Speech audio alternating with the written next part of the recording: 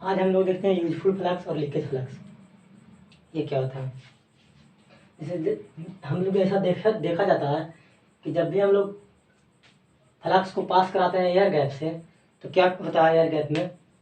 Air gap में जो magnetic field of lines जो होता है वो फैलने का कोशिश करता है, यानी वाइडर होने का कोशिश करता है, एक्सपैंड होने का कोशिश करता है। तो इस घटना को क्या बोलते हैं? फ्रिंगिंग।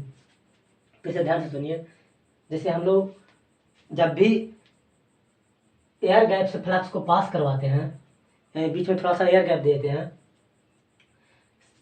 पूरा पूरा पाथ में हम लोग कोर को रखे हैं, थोड़ा सा में एयर गैप दे दिए, तो देखते हैं कि जो एयर गैप में जो पास होता है फ्लक्स, उसमें क्या होता है? फ्लक्स क्या है? मैग्नेटिक लाइन्स है, मैग्नेटिक लाइन ऑफ फोर्स है। तो वहाँ पर उस गैप में, यानी एयर गैप में मैग्नेटिक लाइन ऑफ फोर्स है, वो एक्सपैंड होने की कोशिश करता है, फैलने की कोशिश करता है, यानी बल्क आउट होने की कोशिश करता है। तो इसी घटना को क्या बोलते हैं? फ्रिंगिंग। तो इसमें क्या होता है? देखिए, फैलेगा तो यानी उसका एरिया बढ़ेगा, एक्सपेंड होगा। तो देखिए, तो बी इक्वल टू क्या होता है? 5 है। बी इक्वल टू 5 है। तो इस एरिया में देख रहे हैं क्या हो रहा है? एरिया बढ़ जा रहा है, यानी फैल रहा है, बाहर को एक्सपेंड हो रहा है, फैल रहा है। उस घटना को हम लोग क्या बोलते हैं? फ्रिंगिंग। तो उस कंडीशन में होगा क्या? एरिया बढ़ जाएगा। और जब एरिया बढ़ जाएगा तो क्या होगा? फ्लक्स डेंसिटी घट जाएगा, यानी एयर गैप में क्या हो जाएगा? फ्लक्स डेंसिटी घट जाएगा। साथ ही साथ ये भी देखा गया है कि जैसे हम लोग फ्लक्स प्रोड्यूस कराएं, तो फ्लक्स प्रोड्यूस कराएं तो हम लोग को डिजायर था कि उस फ्लक्स को इस तरह से जाए, ये हम लोग चाहते थे, यानी डिजायर था। किस लिए डिजायर था? जैसे अभी आप लोग को नहीं पता है, लेकिन जब मशीन पढ़िएगा तो उसमें आप लोग देखिएगा कि फ्लक्स को हम लोग एयर गैप से पास करा करके रोटर से स्टेटर या स्टेटर से रोटर में ले जाते हैं। तो उस केस में क्या होता है कि आपको एयर गैप से होकर के फ्लक्स पास होना होता है। तो उस कंडीशन में देख रहे हैं कि क्या हो रहा है? फ्रिंगिंग इफेक्ट आ रहा है। जब भी एयर गैप से पास होता है फ्लक्स, तो उसमें फ्रिंगिंग इफेक्ट आता है। फ्रिंगिंग इफेक्ट में क्या होता है कि जो फ्लक्स यानी मैग्नेटिक लाइन ऑफ फोर्स जो है वो एयर गैप में एक्सपैंड करने की कोशिश करता है, बल्क आउट होने की कोशिश करता है, यानी फैलने की कोशिश करता है। तो उस केस में क्या होता है? एरिया बढ़ जाता है, फ्लक्स डेंसिटी घट जाता है। साथ ही साथ एक चीज और क्या देखा गया कि जितना नंबर ऑफ फ्लक्स प्रोड्यूस हुआ इस एम्पियर टर्न के कारण, वो पूरा का पूरा फ्लक्स नहीं जाता है डिजायर पाथ से, यानी जो पाथ हम लोग चाहते हैं कि उससे होकर के जाए, तो उस पाथ पे टोटल फ्लक्स नहीं जाता है। कुछ फ्लक्स जो है यहीं पे अपना पाथ पूरा कर लेता है। यहाँ से निकला, ऐसे पाथ पूरा कर लिया, यहाँ से निकला, ऐसे पूरा पाथ पूरा कर लिया। तो जो फ्लक्स डिजायर पाथ को पूरा किया, यानी जैसा हम लोग चाहते थे कि इससे होकर के गुजरे, क्योंकि इसी को हम लोग काम में लेंगे, यानी यही फ्लक्स इलेक्ट्रोमैग्नेटिक कन्वर्जन में आएगा, काम में आएगा। तो जो फ्लक्स इलेक्ट्रोमैग्नेटिक कन्वर्जन में काम आता है, या बोल सकते हैं जो फ्लक्स एयर गैप से होकर के पास करता है, तो उसी को हम लोग बोलते हैं यूजफुल फ्लक्स। क्या बोलते हैं उसको? Useful flux. यूजफुल फ्लक्स या बोलते हैं एयर गैप फ्लक्स, और इसको दिखाते हैं 5G से। और जो फ्लक्स लीक कर जाता है, यानी अनवांटेड, जो हम लोग नहीं चाहते हैं, उस रास्ते से अपना पाथ पूरा कर लेता है, उसको हम लोग बोलते हैं लीकेज फ्लक्स, 5L। क्या बोलते हैं? Leakage flux.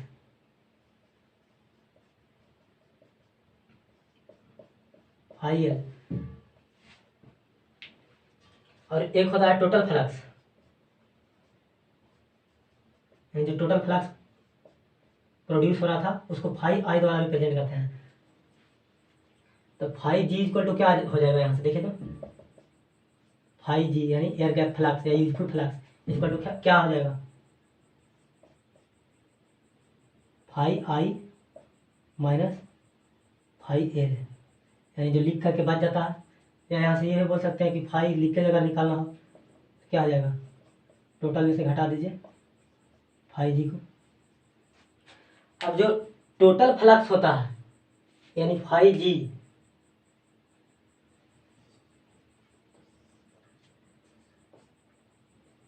टोटल फ्लक्स और एयर गैप फ्लक्स,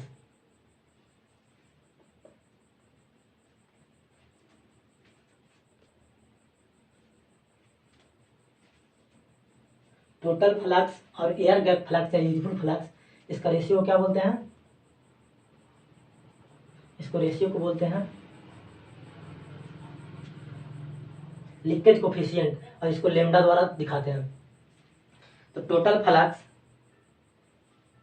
फ्लक्स बटा यूजफुल फ्लक्स, इसको क्या बोलते हैं, लीकेज कोफिशिएंट, इसको लेमडा द्वारा दिखाते हैं। तो यहाँ से बताइए तो लीकेज कोफिशिएंट का वैल्यू हमेशा एक से ज़्यादा होगा, क्योंकि टोटल फ्लक्स हमेशा ज़्यादा ही होगा इससे। तो हम लोग कोशिश करते हैं, हम लोग ऐसा कोशिश करते हैं कि एक के नज़दीक हो, मतलब बहुत ज़्यादा एक से ज़्यादा ना हो, एक से ज़्यादा तो होगा ही। तो मॉडर्न मशीन में इसका वैल्यू लेमडा का वैल्यू 1.15 से 1.25 तक के रखते हैं, इससे ज़्यादा नहीं होना चाहिए। इससे ज़्यादा कब होगा, जब इसका वैल्यू कम होगा। लीकेज कोफिशिएंट का वैल्यू ज़्यादा कब होगा, जब सेम टोटल फ्लक्स के लिए यूजफुल फ्लक्स कम होगा, यानी यूजफुल फ्लक्स घटेगा, यानी नीचे वाला घटेगा, तो इसका वैल्यू बढ़ेगा। तो सेम फ्लक्स के लिए अगर ज़्यादा फ्लक्स लीक कर जाए तो उस कंडीशन में क्या होगा, लीकेज कोफिशिएंट का वैल्यू बढ़ जाएगा। तो हम लोग कोशिश करते हैं कि इसका वैल्यू जितना से कम रखें। अब देखिए, तो लीकेज कोफिशिएंट का वैल्यू बढ़ने से क्या होगा, लीकेज कोफिशिएंट का वैल्यू बढ़ने से क्या होगा, जैसे हम मान लेते हैं कि हमको 10 वेबर का फ्लक्स चाहिए था, यहाँ पे हमको एयर गैप में 10 वेबर का फ्लक्स चाहिए था, लेकिन मान लेते हैं 20% लीक कर गया। यहाँ से हम प्रोड्यूस कराएं 10 वेबर, हम लोग प्रोड्यूस कराएं 10 वेबर, यहाँ पर चाहिए था, हम लोग 10 वेबर यहाँ पर प्रोड्यूस कराएं, तो उसमें 20% लीक कर गया, यानी 1 वेबर लीक कर गया। तो यहाँ पे 10 वेबर, तो मतलब 20% लीक किया, यानी 2 वेबर लीक कर गया, तो यहाँ पे 8 वेबर आया। तो हमको 2 वेबर और लाने के लिए एक्स्ट्रा एम्पियर टर्न देना होगा। तो हम एक्स्ट्रा एम्पियर टर्न इसमें देंगे तो क्या होगा, मशीन का साइज बढ़ जाएगा ना। तो हम लोग क्या देख रहे हैं यहाँ पे कि लीकेज कोफिशिएंट बढ़ने से मशीन का साइज बढ़ रहा है। यानी अगर हम लीकेज कोफिशिएंट को कम करें, यानी एक जितना कम कर सकते हैं कोशिश करते हैं कम से कम करें, लेकिन फिर भी ज़्यादा कम भी नहीं कर सकते हैं। हम लोग ऐसा चाहते हैं कि आइडियली 1 हो जाए, लेकिन कोई भी चीज़ आइडियल होता नहीं है। मॉडर्न मशीन में इतना से इतना के बीच रहता है। तो हम लोग क्या देख रहे हैं कि लीकेज कोफिशिएंट को बढ़ा रहे हैं तो मशीन का साइज बढ़ रहा है। तो हम लोग ऐसे ही बिना मतलब कि मशीन को साइज को कहाँ बढ़ाएंगे। तो हम लोग क्या कोशिश करते हैं, लेमडा का वैल्यू कम से कम हो, लीकेज कोफिशिएंट का वैल्यू कम से कम हो। इसमें हम सबसे पहले क्या देखें, फ्रिंगिंग। फ्रिंगिंग में क्या होता है कि जब भी हम लोग फ्लक्स को एयर गैप से पास करवाते हैं, तो एयर गैप में वो क्या कोशिश करता है, बल्क आउट, यानी फैलने की कोशिश करता है, एक्सपेंड करने की कोशिश करता है। तो एक्सपेंड करने की कोशिश क्यों करता है, क्योंकि एस इक्वल टू होता है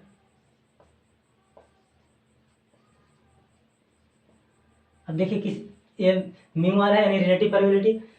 अब एयर में देखिए, एयर में तो म्यू आर रहेगा नहीं, तो एयर के लिए क्या हो जाएगा, एयर के लिए एस इक्वल टू क्या हो जाएगा, एल बटा म्यू नॉट इंटू ए, यानी एयर के लिए एस यानी रिलक्टेंस का वैल्यू बहुत ज़्यादा हो जाएगा। तो एयर में रिलक्टेंस बहुत ज़्यादा होता है, तो उसी ज़्यादा रिलक्टेंस होने के कारण यहाँ पे फैलने की कोशिश करता है, मैग्नेटिक फील्ड ऑफ लाइन्स यहाँ फैलने की कोशिश करता है, यानी एरिया ज़्यादा हो जाता है। तो एरिया ज़्यादा हो जाने से यहाँ फ्लक्स डेंसिटी घट जाता है, एयर गैप में फ्लक्स डेंसिटी घट जाता है। इससे हमको क्या घाटा होता है, फ्लक्स डेंसिटी घट जाने से हम लोग ये कोशिश करते हैं कि किसी मैग्नेटिक सर्किट में फ्लक्स डेंसिटी को कम से कम रखा जाए, क्योंकि फ्लक्स डेंसिटी बहुत थोड़ा सा भी छोड़ते हैं, बहुत थोड़ा सा भी फ्लक्स डेंसिटी रखते हैं, तो उसके कारण रिलक्टेंस बहुत ज़्यादा बढ़ जाता है, और रिलक्टेंस बहुत ज़्यादा बढ़ जाता है तो फिर उसके लिए एम्पियर टर्न रिक्वायर्ड जो होता है वो भी बहुत ज़्यादा बढ़ जाता है। तो हम लोग ये कोशिश करते हैं कि एयर गैप जो हो बहुत कम से कम हो। अब एयर गैप ज़्यादा रखिएगा तो उसका प्रभाव क्या पड़ता है ये आप लोग मशीन में देखिएगा। यहाँ एक्सप्लेन नहीं कर सकते उस चीज़ को, यहाँ बस इतना ही एक्सप्लेन कर सकते हैं कि अगर एयर गैप आप बढ़ाइएगा तो उसके कारण रिलक्टेंस बढ़ेगा, यानी अपोजिशन बढ़ेगा। साथ ही साथ फ्लक्स सेटअप कराने के लिए जो एम्पियर टर्न चाहिए वो बढ़ जाएगा। एम्पियर टर्न बढ़ने का मतलब है आप या तो करंट बढ़ाइए या तो नंबर ऑफ टर्न बढ़ाइए, यानी इनडायरेक्टली बोले तो मशीन का साइज बढ़ जाएगा, यानी आप एयर गैप बढ़ा रहे हैं तो मशीन का साइज बढ़ जाएगा। अब हम लोग देखते हैं BH कर्व।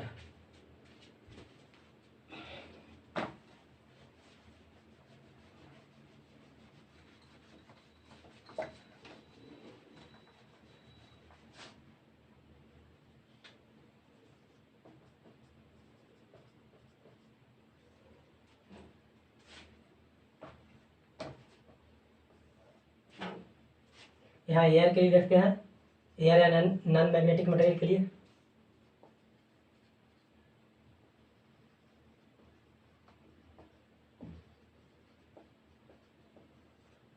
यहाँ पे मैग्नेटिक मटेरियल के लिए देखते हैं।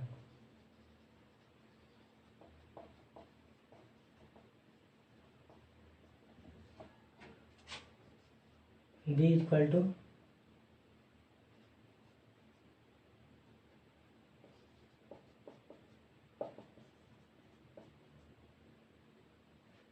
क्योंकि यहाँ mu naught into mu R H, तो ये हो जाएगा म्यू नोट एच। क्यों? क्योंकि mu R equal to 1 for non magnetic material. यहाँ पर क्या हो जाएगा B इक्वल टू, छोड़िए पहले इसको देख लीजिए। देखिए B इक्वल टू क्या होता है, mu naught into mu R into H.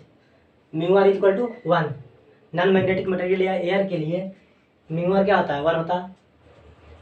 और म्यू नोट का वैल्यू क्या होता है, म्यू नोट का वैल्यू होता है 4 pi into 10 to the power -7 henry per metre. यहाँ से हम लोग क्या देख रहे हैं कि B equal to mu naught H, जहाँ म्यू नोट का वैल्यू फिक्स है, म्यू नोट का वैल्यू क्या है, कांस्टेंट है, फिक्स है। तो यहाँ से क्या कह सकते हैं, B इक्वल टू लिख सकते हैं, ये तो वैल्यू कांस्टेंट है,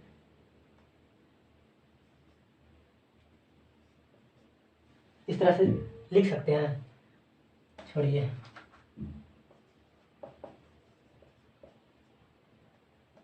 म्यू नोट का वैल्यू हमेशा 4 पाई इंटू 4 पाई गुने 10 के पावर -7 होता है ना, यानी म्यू नोट का वैल्यू हमेशा कांस्टेंट रहने वाला है।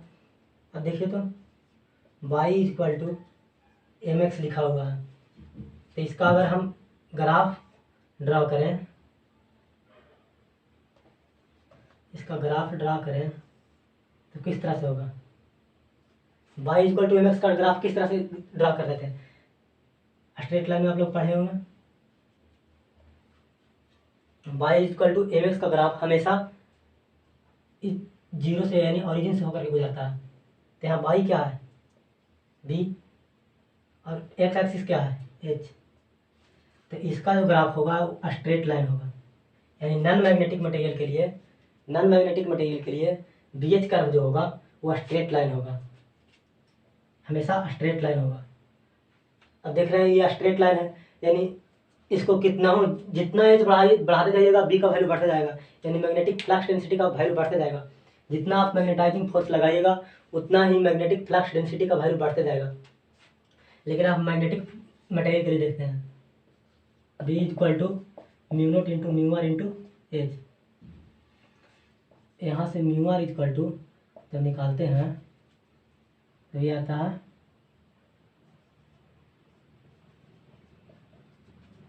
इसमें क्या होता है, मैग्नेटिक मटेरियल में कि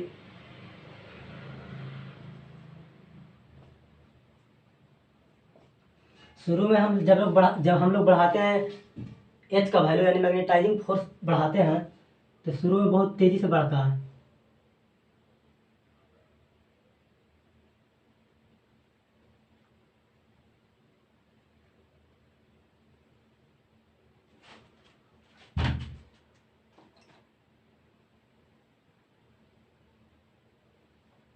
शुरू में जब हम लोग B का वैल्यू बढ़ाते हैं, मैग्नेटाइजिंग फोर्स का वैल्यू बढ़ाते हैं तो बहुत तेज़ी से फ्लक्स डेंसिटी बढ़ता है। लेकिन बढ़ाते बढ़ाते एक पॉइंट आता है, यानी शुरू में लिनियरली कुछ स्मॉल वैल्यू के लिए, स्मॉल वैल्यू ऑफ एच के लिए ये लीनियर रिलेशनशिप होता है, लीनियर होता है, यहाँ तक लीनियर होता है। उसके बाद धीरे धीरे नॉन लीनियर होने लगता है और उसके बाद एक पॉइंट ऐसा पहुँचता है जहाँ पे फ्लक्स डेंसिटी जाकर के कांस्टेंट हो जाता है, यानी सैचुरेट कर जाता है। उसके बाद आप एच का वैल्यू यानी मैग्नेटाइजिंग फोर्स का वैल्यू बढ़ाते जाइएगा, फ्लक्स डेंसिटी आपका नहीं बढ़ेगा। देखिए क्यों नहीं बढ़ता है, एक समय पे बीमैक्स पे पहुंचने के बाद आप मैग्नेटाइजिंग फोर्स यानी एच का वैल्यू कितना ही बढ़ाइएगा तो उस कंडीशन में फ्लक्स डेंसिटी नहीं बढ़ेगा। उस कंडीशन में होने क्या लगता है, आपका रिलेटिव परमिटिविटी घटने लगता है, बी कांस्टेंट हो जाता है। देखिए यहाँ पे बी कांस्टेंट हो गया, तब एच का वैल्यू आप बढ़ाते हुए जाइएगा तो बी का वैल्यू नहीं बढ़ेगा, बी कांस्टेंट हो गया है। तब उस कंडीशन में क्या होगा, म्यू आर का वैल्यू यानी रिलेटिव परमिटिविटी का वैल्यू घटने लगेगा। तो यहाँ क्या हम लोग देख रहे थे, यहाँ पे रिलेशन लीनियर था, यानी आप जितना एच को बढ़ाते जाएंगे उतना ही बी बढ़ेगा, यानी कहीं भी सैचुरेट नहीं करता है और ये सैचुरेट कर जाता है। मैग्नेटिक मटेरियल में BH का जो होता है वो सेचुरेट कर जाता है, यानी मैग्नेटिक फ्लक्स डेंसिटी का वैल्यू सेचुरेट कर जाता है। एक समय के बाद आप कितना भी मैग्नेटाइजिंग फोर्स लगा दीजिएगा तो फ्लक्स डेंसिटी नहीं बढ़ने वाला, लेकिन इसमें आप कि जितना बढ़ाइएगा उतना ही बढ़ेगा, यानी फ्लक्स डेंसिटी कभी भी सेचुरेट करने वाला नहीं है और इसमें सेचुरेट कर जाता है। तो यहाँ से हम लोग क्या देखें, दोनों में अगर डिफरेंस देखें तो इसका BH का लीनियर होता है, इसका नॉन लीनियर होता है, इसमें सेचुरेट नहीं करता है, इसमें सेचुरेट कर जाता है। लेकिन एक चीज़ देखिए, इसको ग्राफ में इसका M का वैल्यू देखिए तो इसका ग्राफ थोड़ा नीचे है, यानी फ्लक्स प्रोड्यूस कराने के लिए, सेम फ्लक्स प्रोड्यूस कराने के लिए दोनों में देखें तो इसमें बहुत ज़्यादा मैग्नेटाइजिंग फोर्स आपको लगाना होगा, लेकिन इसमें कम में मैग्नेटाइजिंग फोर्स में आपको ज़्यादा फ्लक्स प्रोड्यूस हो जाएगा। देखिए यहाँ पे भी म्यू के कारण अगर आप सेम एच दीजिएगा, यानी सेम मैग्नेटाइजिंग फोर्स दीजिएगा, तो इसमें मैग्नेटिक मटेरियल में ज़्यादा आपको मैग्नेटिक फ्लक्स डेंसिटी प्राप्त होगा इसके तुलना में, यानी नॉन मैग्नेटिक मटेरियल या एयर के तुलना में। क्यों? क्योंकि इसका म्यू बहुत ज़्यादा होता है, रिलेटिव परमिटिविटी बहुत ज़्यादा होता है, आयरन के लिए 8000 होता है। यानी अगर आप सेम मैग्नेटिक फील्ड इंटेंसिटी यानी सेम मैग्नेटाइजिंग फोर्स दोनों में देते हैं तो इसमें जो मैग्नेटिक फ्लक्स डेंसिटी होगा, मैग्नेटिक मटेरियल में जो फ्लक्स डेंसिटी होगा वो एयर के तुलना में या नॉन मैग्नेटिक मटेरियल की तुलना में 8000 टाइम्स होगा। लेकिन ये आगे जाकर सेचुरेट कर जाता है, यानी आगे फिर आप एच का वैल्यू बढ़ाते जाइए, यानी मैग्नेटिक फील्ड इंटेंसिटी या मैग्नेटाइजिंग फोर्स का वैल्यू बढ़ाते जाइए, मैग्नेटिक फ्लक्स डेंसिटी बढ़ने वाला नहीं है, यानी सेचुरेट कर गया है। उस कंडीशन में होता क्या है, आपका रिलेटिव परमिटिविटी घटने लगता है, रिलेटिव परमिटिविटी घटने लगता है। क्योंकि देखिए mu R equal to B/μ/H, ये तो कांस्टेंट हो गया ऊपर वाला, वो ये कांस्टेंट हो गया है और आप इसका वैल्यू बढ़ाते जा रहे हैं, यानी मैग्नेटाइजिंग फोर्स का वैल्यू बढ़ाते जा रहे हैं, तो उस कंडीशन में क्या होगा, ये वैल्यू घटने करेगा। ऊपर कांस्टेंट है और नीचे वाला वैल्यू बढ़ते जा रहा है, तो ऑल ओवर ये वैल्यू घटने करेगा, ऑल ओवर वैल्यू घटने करेगा, और यही ना है रिलेटिव परमिटिविटी। अब हम लोग देखते हैं हिस्टैरिसीस लूप, जिससे देखिए BH कर्व बनाते हैं मैग्नेटिक मटेरियल के लिए।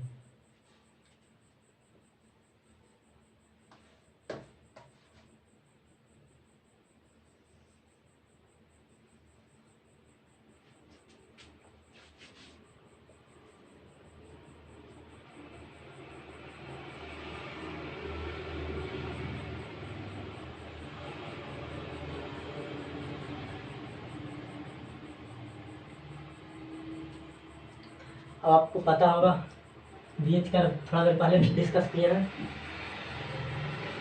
अब देखिए तो इसमें ये DP/DT स्विच है, DP/DT double pole double through, यानी हम इसको इससे भी कनेक्ट कर सकते हैं और इसको इससे भी कनेक्ट कर सकते हैं। अगर हम चाहें तो इसको इससे भी कनेक्ट कर सकते हैं और इससे भी कनेक्ट कर सकते हैं और इसको इससे भी कनेक्ट कर सकते हैं, यानी हम करंट को इस डायरेक्शन में फ्लो करा सकते हैं। अगर हम चाहें तो करंट को इस डायरेक्शन में फ्लो करा सकते हैं, नहीं तो फिर इस डायरेक्शन में फ्लो करा सकते हैं। इसलिए DP/DT स्विच लगाए हैं, यानी हमको जिस डायरेक्शन में मन होगा उस डायरेक्शन में करंट को फ्लो कराएं। अब देखिए हम एक मटेरियल को लिए हैं, उसमें हम लोग नंबर ऑफ टर्न दिए हुए हैं और उससे करंट पास करवाते हैं। तो शुरू में रेजिस्टेंस को मैक्सिमम रख रहे हैं, सबसे शुरू में पहले क्या कर रहे हैं, ये खुला हुआ है, स्विच खुला हुआ है। अब मान लेते हैं कि इसमें हम कनेक्ट कर दिए, इसको इससे कनेक्ट कर दिया और इसको इससे कनेक्ट कर दिए, ठीक है। शुरू में मैक्सिमम रेजिस्टेंस रख रहे हैं, धीरे धीरे रेजिस्टेंस का वैल्यू घटा रहे हैं, रेजिस्टेंस का वैल्यू घटाएंगे तो इसमें करंट का वैल्यू बढ़ेगा। देखिए तो अब करंट इधर से जाने लगेगा, करंट इधर से जाएगा तो ये नॉर्थ पोल हो जाएगा, ये साउथ पोल हो जाएगा। अब देखिए हम रेजिस्टेंस का वैल्यू घटा रहे हैं, रेजिस्टेंस का वैल्यू क्या कर रहे हैं, घटा रहे हैं, तो करंट का वैल्यू बढ़ता जाएगा। करंट का वैल्यू बढ़ेगा तो एच का वैल्यू बढ़ेगा, और जब एच का वैल्यू बढ़ेगा तो क्या होगा, कुछ इस तरह से बी का वैल्यू भी बढ़ेगा।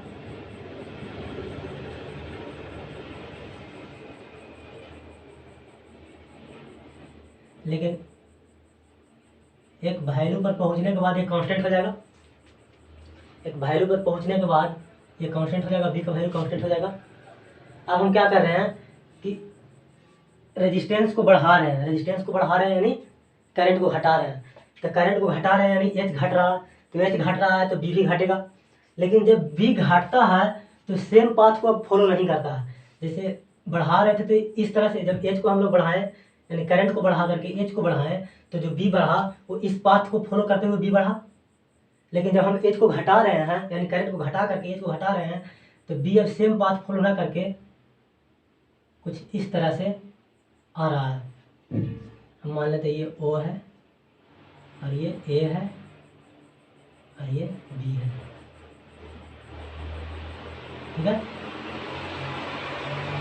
जब हम लोग करंट को बढ़ाएं, बढ़ा करके एच को बढ़ाएं, तो उस कंडीशन में बी भी बढ़ा और बी कुछ इस तरह से बढ़ा, बढ़ने का कर्व कुछ ये था। लेकिन जब हम लोग करंट को घटाएं, यानी करंट को घटा करके मैग्नेटाइजिंग फोर्स यानी एच को घटाएं, तो घटाने के दरम्यान क्या हुआ कि बी तो घटा लेकिन सेम पाथ को फॉलो नहीं किया। जिस पाथ को फॉलो करते हुए बी बढ़ा था उस पाथ को फॉलो करते हुए वो नहीं घटा, वो कुछ दूसरा पाथ फॉलो किया। तो उस कंडीशन में क्या हुआ कि एच का वैल्यू जीरो हो गया। देखिए यहाँ पे एच का वैल्यू तो जीरो हो गया लेकिन बी का वैल्यू जीरो नहीं हुआ, यानी फ्लक्स डेंसिटी का वैल्यू जीरो नहीं हुआ। एच यानी मैग्नेटाइजिंग फोर्स का वैल्यू जीरो हो गया लेकिन बी यानी फ्लक्स डेंसिटी का वैल्यू जीरो नहीं हुआ।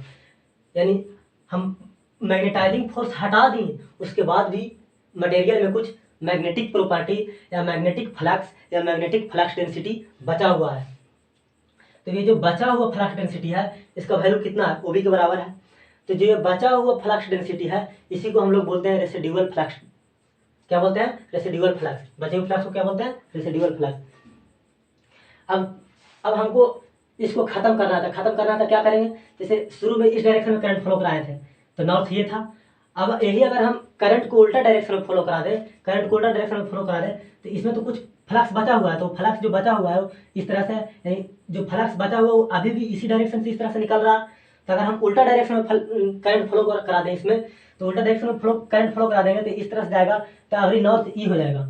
तो इसमें कुछ बचा हुआ था तो नॉर्थ यही था, लेकिन हम उल्टा फ्लो करा दिए तो उस कंडीशन में क्या हुआ, अब ये नॉर्थ बन रहा है, यानी जो पहले से जो था फ्लक्स उसको क्या करने की कोशिश करेगा, उसको खत्म करने की कोशिश करेगा। यानी अब हम क्या कर रहे हैं कि इसको देखिए, अब क्या कर रहे हैं, अब इसको इसमें कनेक्ट कर दीजिए, इसको इसमें कनेक्ट कर दीजिए और इसको इसमें कनेक्ट कर दीजिए। तो अब करंट का डायरेक्शन कैसे हो जाएगा? अब करंट का डायरेक्शन ऐसे हो जाएगा, इधर से आएगा,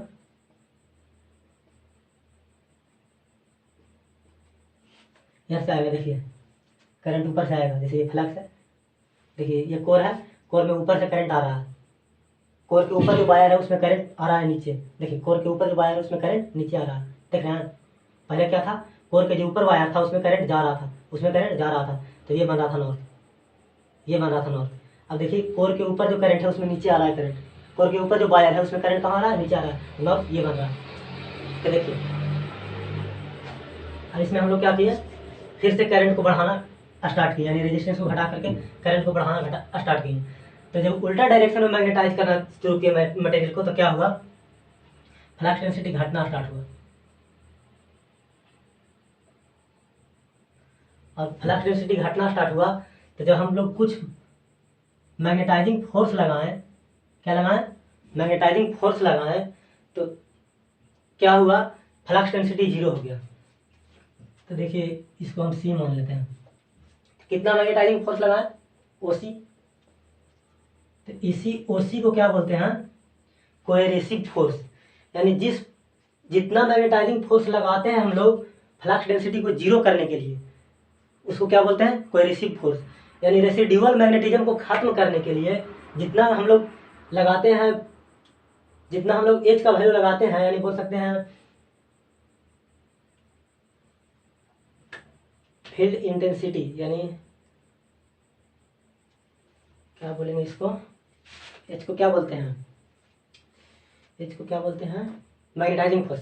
यानी जितना मैग्नेटाइजिंग फोर्स हम लोग लगाते हैं मैग्नेटिक फ्लक्स डेंसिटी को जीरो करने के लिए, उसको क्या बोलते हैं, कोएरेसिव फोर्स। तो कोएरेसिव फोर्स का वैल्यू यहाँ पे कितना है, उसी के बराबर है। अब हम लोग करंट को और बढ़ाते जा रहे हैं रिवर्स में, यानी रेजिस्टेंस का वैल्यू और घटाते जा रहे हैं, रेजिस्टेंस का वैल्यू और घटाएं तो करंट का वैल्यू और बढ़ेगा, तो करंट का वैल्यू और बढ़ाते जा रहे हैं। तो उस कंडीशन में क्या हो रहा है, अब ये रिवर्स डायरेक्शन में इसमें फ्लक्स डेंसिटी बनना शुरू होगा। यानी अब इसमें नॉर्थ इधर बनेगा, तो नॉर्थ इधर बनेगा, यानी रिवर्स में कुछ फ्लक्स जाना स्टार्ट करेगा, यानी रिवर्स में फ्लक्स डेंसिटी बनना स्टार्ट होगा उस मटेरियल में।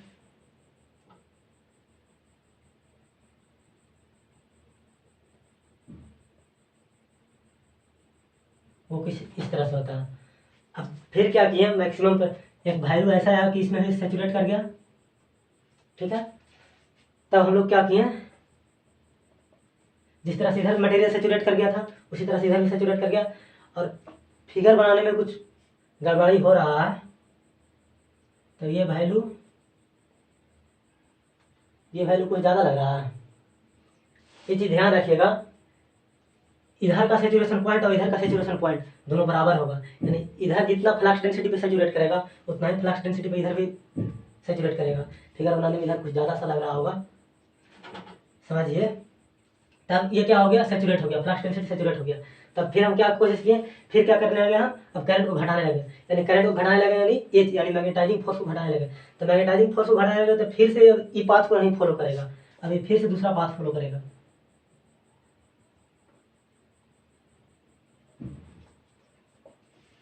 ए बी सी डी, इसको ही मान लेते हैं। तो देखिए फिर से जब हम लोग करंट को घटाने लगे यानी मैग्नेटाइजिंग फोर्स को घटाने लगे, तो क्या देखें कि फिर से अब फ्लक्स डेंसिटी घटने लगा, फ्लक्स डेंसिटी घटने लगा, लेकिन फिर से दूसरा पाथ ही अपना बना रहा, उस पाथ को फॉलो नहीं कर रहा। तो जब जीरो हो गया करंट, करंट क्या हो गया, जीरो, यानी मैग्नेटाइजिंग फोर्स क्या हो गया, जीरो। तो उस केस में क्या देख रहे हैं कि कुछ फ्लक्स डेंसिटी या रेसिडुअल फ्लक्स इसमें बचा हुआ रह जा रहा है मैग्नेटिक मटेरियल में। तो इसमें भी ध्यान दीजिएगा, जो ये ओबी है, यानी इस केस में जो मैग्नेटिक फ्लक्स बच रहा था, यानी मैग्नेटिक फ्लक्स डेंसिटी जो बच रहा था, और इस केस में जो बचेगा वो दोनों का वैल्यू सेम होगा, यानी ये वैल्यू और ये वैल्यू सेम होगा। इसमें कम बेसी लग सकता है देखने में। अब ये बचा हुआ था, अब फिर से हम लोग क्या करेंगे, फिर से इस डायरेक्शन में करंट फ्लो कराएंगे, यानी फिर से इसको स्विच को बदल दीजिए, यानी इसको इससे कनेक्ट कर दीजिए और इसको इससे कनेक्ट कर दीजिए। अब जब फिर से हम लोग बढ़ाते इस डायरेक्शन में करंट, यानी मैग्नेटाइजिंग फोर्स को इस डायरेक्शन में बढ़ा रहे हैं, मैग्नेटाइजिंग फोर्स को इस डायरेक्शन में बढ़ा रहे हैं, तो क्या हो रहा है, फिर से देखिए बढ़ाते बढ़ाते जब बढ़ाएं तो एक वैल्यू ऐसा आया जिसके लिए मैग्नेटिक फ्लक्स डेंसिटी यहाँ से जाकर के जीरो हो गया। तो इसी मैग्नेटाइजिंग फोर्स को क्या बोलते हैं, कोएरिसिव फोर्स, यानी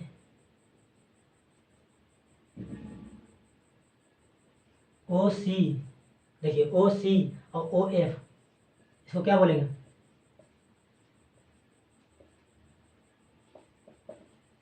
इसको बोलेंगे कोएरिसिव फोर्स। जब और आगे बढ़ाते जाते हैं तो फिर से फ्लक्स डेंसिटी बढ़ता जाता है, और बढ़ते बढ़ते फिर से जाकर के ये सैचुरेट कर जाता है। अब फिर से घटाएंगे तो फिर से इसी पाथ को फॉलो करेगा, फिर से बढ़ाएंगे, यानी पूरा जब एक साइकिल में यानी घटा रहे हैं और फिर बढ़ा रहे हैं, घटा रहे हैं फिर बढ़ा रहे हैं, तो क्या हो रहा है, इस तरह से कुछ लूप बन रहा है। इसी को बोलते हैं हिस्टैरिसीस लूप।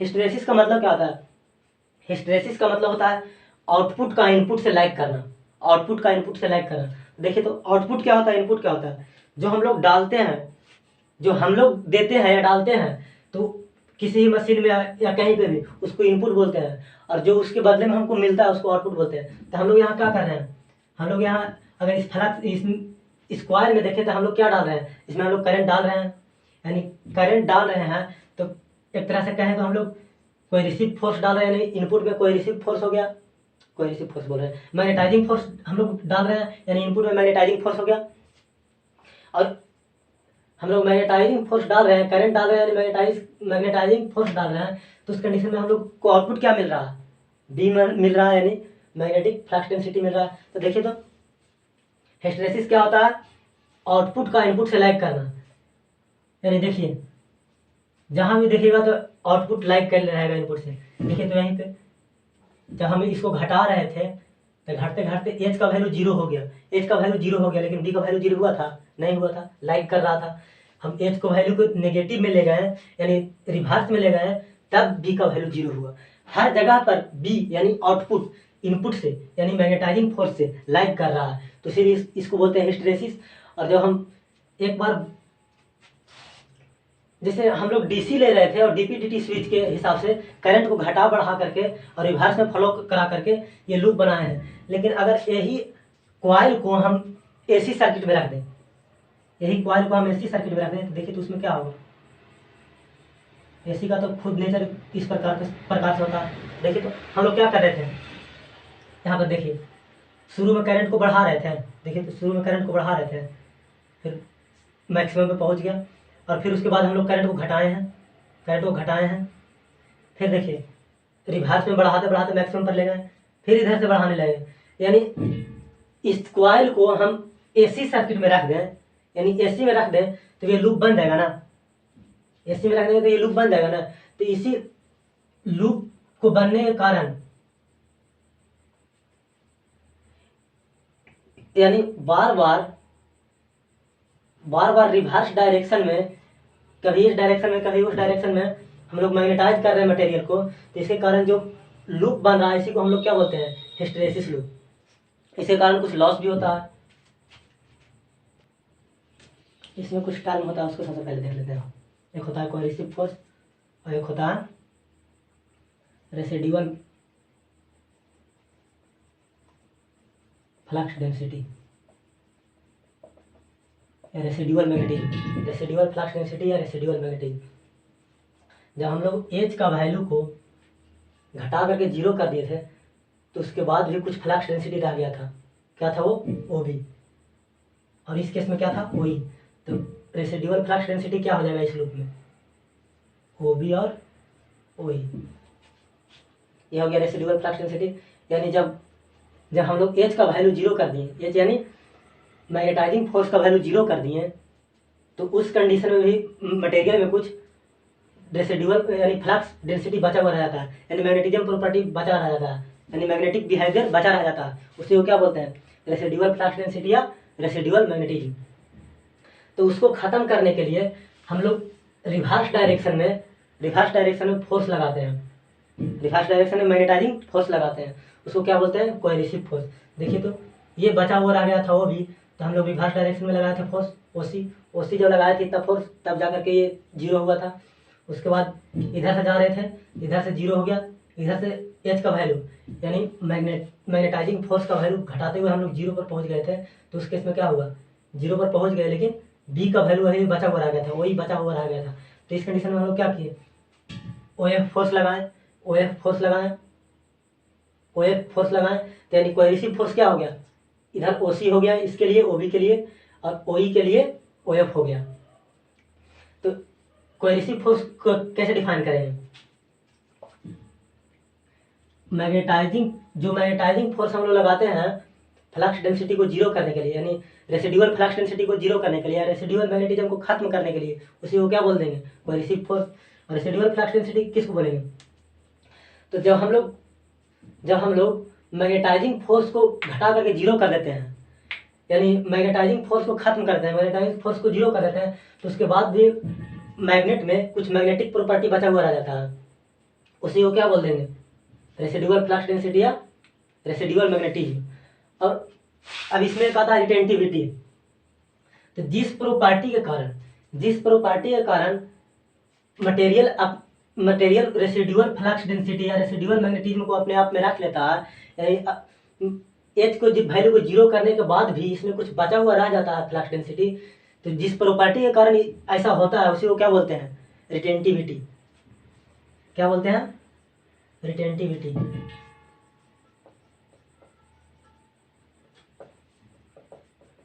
क्या बोलते हैं, रिटेंटिविटी। यानी जिस प्रॉपर्टी के कारण वाई विच प्रॉपर्टी रिटेन सब रेसिडुअल मैग्नेटिज्म, जिस प्रॉपर्टी के कारण कुछ रेसिडुअल मैग्नेटिज्म बचा हुआ मैग्नेटिज्म रह जाता है इसमें, यानी मैग्नेटिक बिहेवियर या मैग्नेटिक प्रॉपर्टी रह जाता है मैग्नेटाइजिंग फोर्स को जीरो करने के बाद भी, उसी को क्या बोल देंगे, उसी प्रॉपर्टी को क्या बोल देंगे, रिटेंटिविटी। यहाँ से हम लोग तीन चीज़ देखें, एक देखें कोएरिसिव फोर्स, एक देखें रेसिडुअल फ्लक्स डेंसिटी, एक देखें रिटेंटिविटी। कोएरिसिव फोर्स क्या होता है, सबसे पहले रेसिडुअल फ्लक्स डेंसिटी देखते हैं। यानी हम लोग एच का वैल्यू जीरो, यानी मैग्नेटाइजिंग फोर्स का वैल्यू जीरो कर दे रहे थे, उसके बाद भी कुछ फ्लक्स डेंसिटी बचा हुआ रह जा रहा था, तो उसको क्या बोल देंगे, जो बचा हुआ रह जाएगा उसको बोल देंगे रेसिडुअल फ्लक्स डेंसिटी। अब जो रेसिडुअल फ्लक्स डेंसिटी बचा हुआ रह गया है उसको हम लोग चाह रहे हैं कि ख़त्म कर दें या जीरो कर दें। तो उसके लिए हम लोग रिवर्स में फोर्स लगाएंगे। तो उस रिवर्स में जो फोर्स लगाएंगे जितना में ख़त्म हो जाएगा, तो उस रिवर्स में जो लगाएंगे फोर्स उसको क्या बोल देंगे, कोएरेसिव फोर्स।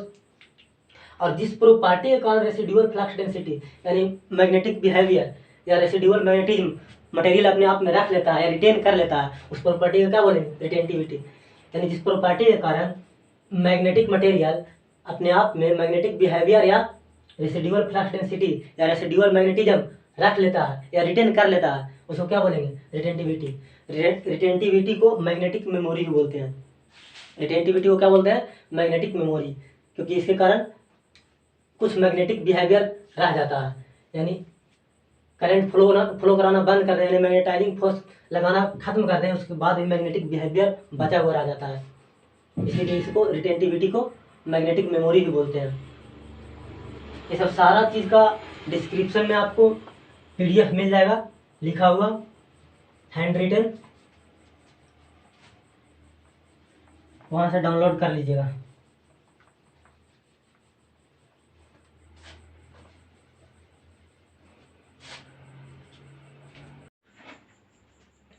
अब देखते हैं type of material. Two type का मटेरियल होता है, soft ferromagnetic material, hard ferromagnetic material या मैग्नेटिक मटेरियल। ये जो सॉफ्ट फेरोमैग्नेटिक और हार्ड फेरोमैग्नेटिक बोल रहे हैं, ये बेसिकली फेरोमैग्नेटिक मटेरियल को ही हम लोग बांटे हैं। जैसे मटेरियल को 3 भाग में बांटे थे, डाई पारा फेरो, डाई मैग्नेटिक, पारा मैग्नेटिक, फेरोमैग्नेटिक। तो फेरोमैग्नेटिक को 2 भाग में बांटते हैं, सॉफ्ट फेरो मैग्नेटिक मटेरियल यानी soft magnetic material, hard magnetic material. Soft का एग्जांपल है आपका सिलिकॉन स्टील, सॉफ्ट आयरन, और उसका एग्जांपल है tungsten steel, alnico, cobalt. Alnico यानी aluminium nickel cobalt, aluminium nickel cobalt, ये तीनों का मिश्र धातु होता है, वो एलॉय होता है। तो देखिए सॉफ्ट फेरोमैग्नेटिक में क्या होता है, इसका लूप एरिया स्मॉल होता है, लूप एरिया इसका स्मॉल होता है, इसका लूप एरिया जो होता है लार्ज होता है। अब जब इसका लूप एरिया स्मॉल होता है तो इसमें लॉस भी स्मॉल होता है, और इसका लूप एरिया लार्ज होता है तो इसके कारण इसमें लॉस भी लार्ज होता है। इसका रिटेंटिविटी लो होता है, यानी जब आप मैग्नेटाइजिंग फोर्स हटा देंगे, मैग्नेटाइजिंग फोर्स हटा देंगे, जैसे कॉइल है तो मैग्नेटाइजिंग फोर्स हटाने का मतलब क्या है, आप करंट जीरो कर दिए, करंट खत्म कर दिए, करंट पास करना बंद कर दिए, तो यानी इसमें मैग्नेटाइजिंग फोर्स हटा दीजिएगा तो मैग्नेटिक बिहेवियर रहेगा, मैग्नेटिक प्रॉपर्टी रहेगा, लेकिन बहुत कम रहेगा, बहुत कम मात्रा में इसमें रहेगा। इसमें स्मॉल रिटेंटिविटी होता है, देख रहे हैं यहाँ से रिटेंटिविटी इसमें स्मॉल है, और इसमें रिटेंटिविटी हाई होता है। यानी अगर इसमें आप इसको एक बार मैग्नेटाइज कर दीजिएगा और इसमें से हटा भी दीजिएगा आप मैग्नेटाइजिंग फोर्स, तो इसका मैग्नेटिक प्रॉपर्टी ज़्यादा बनाया हुआ रहता है। इसीलिए इसका यूज हम लोग कहाँ करते हैं, इसका यूज हम लोग करते हैं परमानेंट मैग्नेट बनाने में, और इसका यूज हम लोग करते हैं इलेक्ट्रोमैग्नेट बनाने में। इसमें लो कोएरिसिविटी होता है और इसका हाई कोएरिसिविटी होता है। लो कोएरिसिविटी कहने का मतलब क्या है कि जो बचा हुआ मैग्नेटिज्म प्रॉपर्टी है या मैग्नेटिक फील्ड डेंसिटी है उसको खत्म करने के लिए इसमें कम कोएरिसिव फोर्स लगाना पड़ेगा। कम कोएरिसिव फोर्स यानी रिवर्स डायरेक्शन में कम मैग्नेटाइजिंग फोर्स लगाना पड़ेगा। और इस केस में यानी हार्ड मैग्नेटिक मटेरियल के केस में हाई कोएरिसिविटी है, यानी हाई कोएरिसिव फोर्स लगाना होगा, यानी हाई मैग्नेटिक फील्ड अप्लाई करना होगा अपोजिट डायरेक्शन में, या मैग्नेटाइजिंग फोर्स अप्लाई करना होगा अपोजिट डायरेक्शन में। जैसे यहाँ से देख भी सकते हैं, इसको खत्म करने के लिए, फ्लक्स डेंसिटी को खत्म करने के लिए ज़्यादा लगाना पड़ रहा, ज़्यादा एच लगाना पड़ रहा, यानी मैग्नेटाइजिंग फोर्स लगाना पड़ रहा है ज़्यादा रिवर्स डायरेक्शन में, और इसी को बोलते हैं कोएरिसिव फोर्स। तो इसका कोएरिसिविटी हाई हो गया। इसका यूज कहाँ बताएं, इसका यूज बताएं परमानेंट मैग्नेट में। परमानेंट मैग्नेट में क्या होता है कि एक बार मैग्नेटाइज कर दीजिए और मैग्नेटाइज करके छोड़ दीजिए, और उसका मैग्नेटिक बिहेवियर बना हुआ रहना चाहिए। लेकिन हमको इलेक्ट्रोमैग्नेट में क्या होता है, इलेक्ट्रोमैग्नेट में जो फील्ड जो उसके क्रॉस होता है मटेरियल के क्रॉस, वो वायरिंग नेचर का होता है या अल्टरनेट नेचर का होता है, यानी उसको हमेशा ही लूप से होकर गुजारना पड़ेगा।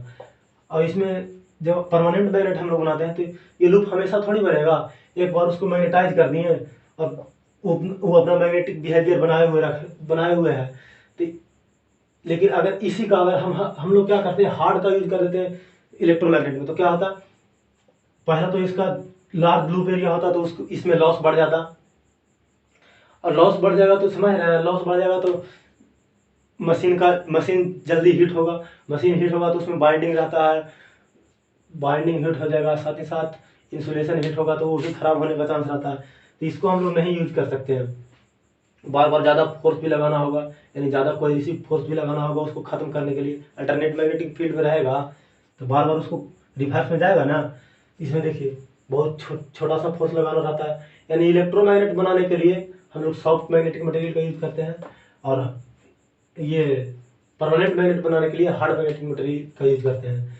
जहाँ भी आपका फील्ड का नेचर, मैग्नेटिक फील्ड का नेचर वैरिंग नेचर का होगा, या तो बोल सकते हैं अल्टरनेट नेचर का होगा, या तो फिर फील्ड ठीक है, फील्ड आपका कांस्टेंट है लेकिन ये मूव कर रहा है मटेरियल जिसपे, यानी आर्मेचर मूव कर रहा है, आर्मेचर में हम लोग यूज के लिए हैं तो मूव कर रहा है, तो उसमें उस आर्मेचर में हम लोग क्या करेंगे, सॉफ्ट मैग्नेटिक मटेरियल का यूज करेंगे। फील्ड कांस्टेंट है तो आर्मेचर घूम रहा है ना, आर्मेचर भी घूम रहा है तो उसके क्रॉस वायरिंग नेचर का ही फील्ड आ रहा है।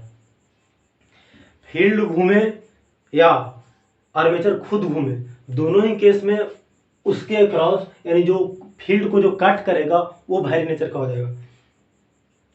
जैसे हम बोल रहे हैं कि ये कांस्टेंट है, यानी ये फील्ड है, ये कांस्टेंट है, और इसको इसके क्रॉस हम ऐसे ऐसे कर रहे हैं, तो इस केस में क्या हो रहा है, वायरिंग कट कर रहा है कि नहीं, वायरिंग हो रहा है कि नहीं। और एक कंडीशन में क्या बोल रहे हैं कि कॉइल को हम फिक्स कर दे रहे हैं और इसको फील्ड को वायरिंग करा रहे हैं, तो दोनों कंडीशन में कट कर रहा है। तो या तो फील्ड वायरिंग नेचर का हो यानी अल्टरनेट नेचर का हो, या वायरी करे, तो उस कंडीशन में भी हम लोग सॉफ्ट मैग्नेटिक मटेरियल का यूज करेंगे।